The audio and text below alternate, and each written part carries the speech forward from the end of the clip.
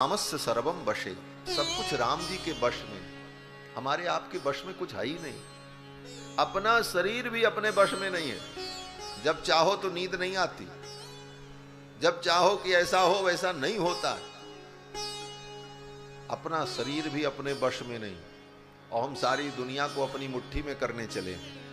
लोग कहते सारी दुनिया को हम जीत लें, अपने वश में कर लें, हम जो चाहें वही हो। अपना शरीर तुम्हारे वश में नहीं। कब क्या होने लग जाए इस शरीर में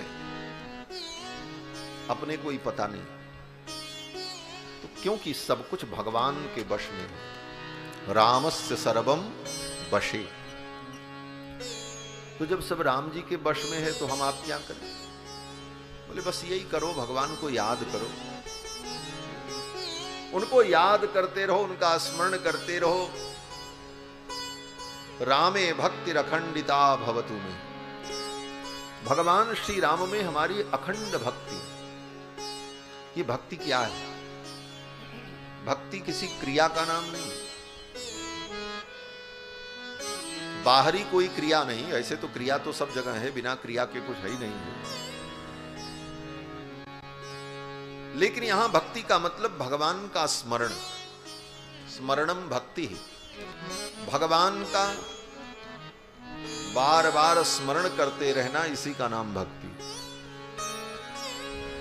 पूजा करना, वंदन करना, नमस्कार करना, पाद सेवन करना, कथा सुनना, श्रवणम कीर्तनम विष्णु स्मरणम पाद सेवनम, जो नवधा भक्ति है। वो नवधा भक्ति का मूल स्वरूप यही है कि उन विधानों के द्वारा भगवान का बार बार स्मरण करना। बस स्मरणम भक्ति, भगवान का स्मरण ही भक्ति है। प्रथम भगति संतन कर संगा, दूसर रति मम कथा प्रसंगा, गुरुपद पंकज सेवा, तीसर भगति अमान। भगवान ने जो भक्ति का वर्णन किया वो क्या है? बोले उस विधि से बार बार भगवान का स्मरण कर, निरंतर भगवान का स्मरण हो, इसी का नाम भक्ति। गौड़ीय संप्रदाय के आचार्य भी यही कहते हैं कि आनुकूल्येन कृष्णानुशीलनम भक्ति रुच्यते। अनुकूलता पूर्वक बार बार भगवान का ध्यान करना, चिंतन करना, उनको स्मरण करना, इसी का नाम भक्ति।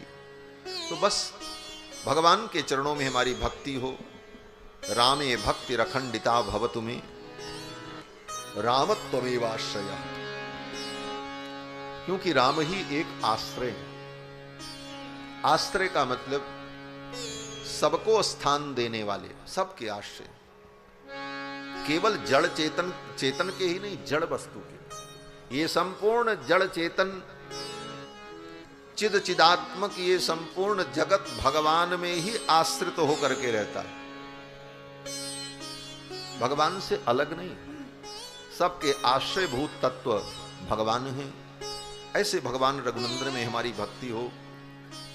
और श्रीमद् वाल्मीकि रामायण के प्रारंभ में बालकांड के प्रथम सर्ग में ही रामायण के रचना की पहले भूमिका तैयार होती, और वो भूमिका ये है कि एक बार महर्षि वाल्मीकि के आश्रम में देवर्षि नारद आए। देवर्षि नारद कहीं से विचरण करते करते वाल्मीकि महर्षि के आश्रम में पहुंचे, और श्री वाल्मीकि जी ने जब देवर्षि नारद का दर्शन किया तो महर्षि वाल्मीकि ने उनका पूजन किया, अभिनंदन किया, क्योंकि अतिथि के रूप में आए हुए। अतिथि तो पूज्य होता है। अतिथि देवो भव। अतिथि पूज्य होता है, अतिथि देवता के समान। और देवर्षि नारद तो भगवान के परम भक्त भी हैं और भगवान के अवतार भी हैं। नारद जी को दोनों कोटि में माना जाता है। नारद जी भगवान के परम भक्त हैं। परम भागवतों में इनकी गणना होती। स्वयंभू नारद शंभु कुमारक कपिलो मनु। प्रहलादो जनको भीष्मो बलिर्वैयासिकिर वयम। भगवान के परम भक्तों में नारद जी की गणना, और जब भगवान के अवतार की गणना होती तब भी नारद जी का वर्णन होता है। तृतीयम ऋषि सर्गम तु, भगवान का तीसरा अवतार देवर्षि नारद के रूप में। तो नारद जी भगवान के अवतार भी हैं और महाभागवत भी हैं। और नारद जी बड़े अद्भुत हैं महाराज। नारद जी के बड़े अद्भुत अद्भुत शिष्य हैं। नारद जी के तो लाखों करोड़ों शिष्य होंगे, अनंत जीवों पर उन्होंने करुणा की, लेकिन नारद जी के 4 शिष्य बड़े प्रसिद्ध हैं। इनके 4 शिष्यों में 2 बूढ़े हैं और 2 बच्चे हैं। इनका एक बुढ़ा चेला नारद जी का, कौन? बोले वाल्मीकि जी महाराज, जिन्होंने रामायण की रचना की। और इनका दूसरा वृद्ध शिष्य वेदव्यास जी महाराज, जिन्होंने 18 पुराण की रचना। और नारद जी के 2 बच्चे शिष्य 5-5 वर्ष के, बोले एक प्रहलाद जी और दूसरे ध्रुव जी। ये 4 शिष्य नारद जी के बड़े प्रसिद्ध हैं महाराज। और इन्हीं के चरित्र से, इनकी महिमा से सब वेद, सारा रामायण और पुराण भरा पड़ा है। नारद जी महाराज के वृद्ध शिष्यों में श्री वाल्मीकि जी भी हैं। नारद जी आए तो वाल्मीकि जी ने इनका पूजन किया। तपस्वाध्याय निरतम तपस्वी वाग्विदांबरम नारदम परिपप्रच्छ वाल्मीकिर्मुनि पुंगवम। ये वाल्मीकि रामायण का प्रथम श्लोक है। यहीं से कथा प्रारंभ होती। और वाल्मीकि रामायण के प्रारंभ में वाल्मीकि जी ने मंगलाचरण नहीं किया है, सीधे कथा प्रारंभ कर दी। तपस्वाध्याय निरतम तपस्वी वाग्विदांबर, कोई मंगलाचरण नहीं किया।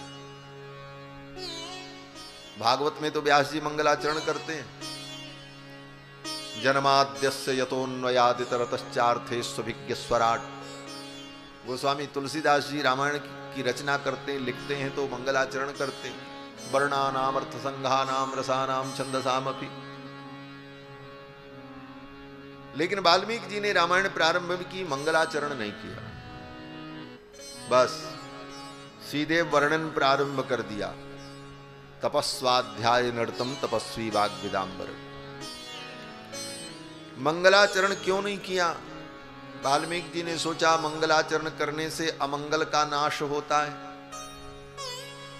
और ये भगवान जो है ये तो स्वयं मंगल भवन अमंगल हारी हैं। राम जी मंगल भवन अमंगल हारी, और मंगलवार को प्रकट भी हुए हैं राम जी। नौमी भौमवार मधुमासा, यही तो भगवान के प्राकट्य का काल है। और नौमी भौमवार मधुमासा यही रामायण के भी प्राकट्य का काल है। गोस्वामी तुलसीदास जी महाराज जो रामचरितमानस की रचना करते हैं, तो गोस्वामी जी कहते हैं जिस दिन राम जी का प्राकट्य हुआ है उसी तिथि में और उसी मुहूर्त में और उसी मंगलवार के दिन अयोध्या में इस रामचरित का भी प्राकट्य हुआ। नौमी भौम बार मधुमासा, नौमी भौम बार मधुमासा। अवधपुरी चरित प्रकारा, अवधपुरी चरित प्रकाशा। नौमी भौम बार मधुमासा, नौमी भौम बार मधुमासा। जो भगवान के प्राकट्य का मुहूर्त है वही मुहूर्त भगवान के चरित्र प्राकट्य का भी है। इसको दूसरे तरह से भी समझा जा सकता है जो मुझे लगता है। क्यों? बोले चरित्र नायक जब प्रकट होता है तो उसी दिन से उसका चरित्र भी तो प्रकट होता है। इसलिए चरित्र और चरित्र नायक के प्राकट्य तिथि को एक ही होना चाहिए और एक ही होती है। जिस दिन राम जी अयोध्या में प्रकट हुए उसी दिन से राम जी का चरित्र शुरू हुआ, क्योंकि अब प्रकट हुए हैं तो चरित्र करना शुरू कर दिए। प्रकट हुए यही पहला चरित्र है। पहला चरित्र क्या है? बोले प्राकट्य।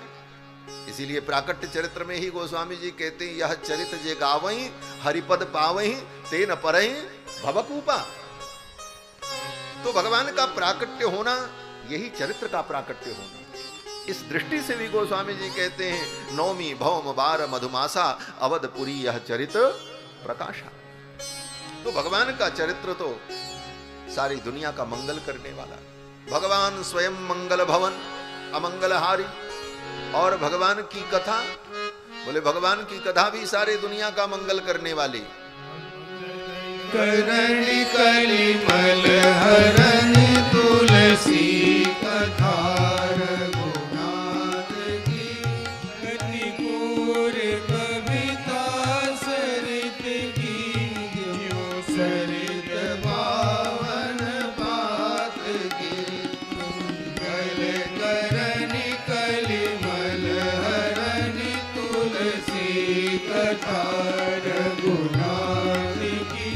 कतिपूर कविता सरित की जो सरित